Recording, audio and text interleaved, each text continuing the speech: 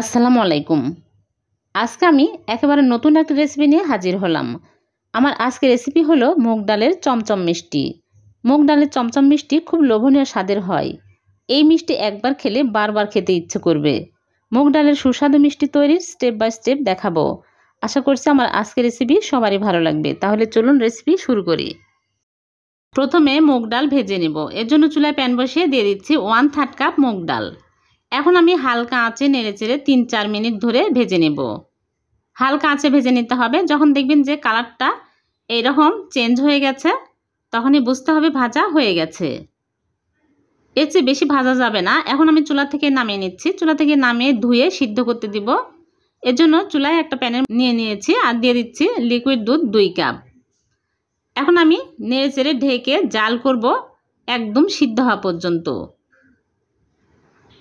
ভালো করে সিদ্ধ করে নিতে হবে। সিদ্ধ হয়ে গেছে। এখন আমি চুলা থেকে নামিয়ে নেব। চুলা থেকে নামিয়ে ঠান্ডা করে ব্লেন্ডারে ব্লেন্ড করে নেব। আপনারা চাইলে পাটাতেও বেটে নিতে পারেন, আবার ডাল ঘুটনি দিয়েও ঘুটে নিতে পারেন। একদম স্মুথ করে আমি ব্লেন্ড করে নেব। এরকম করে ব্লেন্ড করে নিয়েছি। এখন একটা বোলের মধ্যে নিয়ে নিচ্ছি।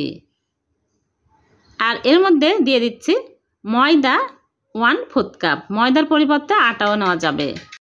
আর দিয়ে দিচ্ছি গুঁড়া দুধ 1/3 কাপ। আর বেকিং পাউডার দিয়ে দিচ্ছি 1/2 চামচ। আর দিয়ে দিচ্ছি ঘি 1 টেবিল চামচ। এখন আমি সবগুলো একসাথে ভালো করে মাখিয়ে নেব। এখানে দুধ পানি কিছুই দিতে হবে না, এরকম সফট হবে, পরে শক্ত হয়ে যাবে। এখন আমি হাত ধুয়ে হাতে ঘি লাগিয়ে নিয়েছি। এরকম করে নিয়ে আমি চেপে চেপে গোল করে তারপরে লম্বা চমচমের শেপ দিয়ে নিচ্ছি। আমি মিষ্টিগুলো বড় বড় করে বানাচ্ছি। আপনারা চাইলে আরও ছোট করে বানাতে পারেন অথবা গোল করে বানাতে পারেন।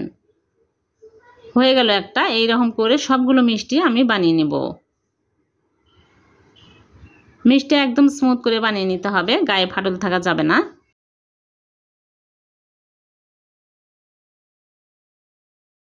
সবগুলো মিষ্টি আমার বানানো হয়ে গেছে। এখন এই মিষ্টিগুলো ভেজে নেব। এজন্য চুলায় আগে থেকে পরিমাণ মতো তেল দিয়ে তেল হালকা গরম করে নিয়েছি।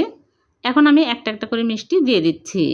দিয়ে চুলার আঁচ মিডিয়াম টু লোয়ে রেখে মিষ্টিগুলো উল্টে পাল্টে ভেজে নিতে হবে। মিষ্টিগুলো আস্তে আস্তে ফুলে বড় বড় হয়ে যাচ্ছে, দেখুন। অনবরত উল্টে পাল্টে দিতে হবে, তাহলে সব সাইডে সুন্দর কালার আসবে। আর মিষ্টিগুলো ফেটে যাবে, তাতে ভয়ের কারণ নাই। মিষ্টিগুলো যখন শিরার মধ্যে দেওয়া হবে তখন মিষ্টিগুলো ঠিক হয়ে যাবে। যখন এইরকম সুন্দর কালার আসবে তখনই মিষ্টিগুলো তুলে নিচ্ছে। সবগুলো মিষ্টি আমি ভেজে তুলে নিয়েছি। এখন এই মিষ্টিগুলো এক সাইডে রেখে দেবো ঠান্ডা হতে। ঠান্ডা হতে থাকুক, এদিকে আমি মিষ্টির শিরা তৈরি করে নেব। এর জন্য চুলায় একটা প্যান বসে দিয়েছি আর দিয়ে দিচ্ছি চিনি 1 কাপ আর পানি দিয়ে দিচ্ছি 1.5 কাপ। 3টা এলাচ দিয়ে দিচ্ছি। এখন আমি নেড়েচেড়ে জাল করে বলক তুলে নেব। জাস্ট একটা বলক উঠলেই মিষ্টিগুলো দিয়ে দিচ্ছি। মিষ্টি এখন ঠান্ডা হয়েছে। মিষ্টিগুলো দিয়ে আমি জাল করব 5 মিনিট। ঢেকে মিডিয়াম আঁচে 5 মিনিট জাল করে নেব। 5 মিনিট পর ফিরে আসলাম, মিষ্টিগুলো হয়ে গেছে। এখন আমি চুলা থেকে নামিয়ে ঢেকে রেখে দেব 1 ঘন্টা। 1 ঘন্টা মিষ্টিগুলো শিরা সোপ করে নেবে। ফিরে আসলাম 1 ঘন্টা পর। দেখুন মিষ্টিগুলো রসে একদম ফুলে টইটুম্বুর হয়ে গেছে, সব শিরা সোপ করে নিয়েছে। আর মিষ্টিগুলো দেখতে কতটাই ইয়ামি হয়েছে। আরও টেস্টি করার জন্য আমি মাওয়াতে কোট করে নিচ্ছি। মাওয়াতে কোট করলে দোকানের মতো লুক আসে, খেতেও আরও টেস্টি হয়। হয়ে গেল ভীষণ মজার মুগ ডালের চমচম মিষ্টি। একটা মিষ্টি আমি কেটে দেখাচ্ছি। এই মিষ্টি খাওয়ার পর কেউ বুঝতেই পারবে না যে মুগ ডাল দিয়ে তৈরি করা। এতটাই টেস্টি হয় আর একদম নরম তুলতুলে, মুখে দিলেই মিলে যাবে। কতটা টেস্টি মিষ্টি দেখেই বোঝা যাচ্ছে। খুবই টেস্টি হয়। আপনারা একবার হলেও এই মিষ্টি বানিয়ে খেয়ে দেখবেন, খুবই সুস্বাদু। ভালো লাগলে লাইক কমেন্ট ও শেয়ার করে দিবেন। চ্যানেলটি সাবস্ক্রাইব করে চ্যানেলের সাথেই থাকবেন। আর পেজ থেকে দেখে থাকলে পেজটিকে ফলো দিয়ে রাখবেন। আবারও দেখা হবে নতুন কোনো রেসিপিতে। সে পর্যন্ত ভালো থাকবেন। আল্লাহ হাফেজ।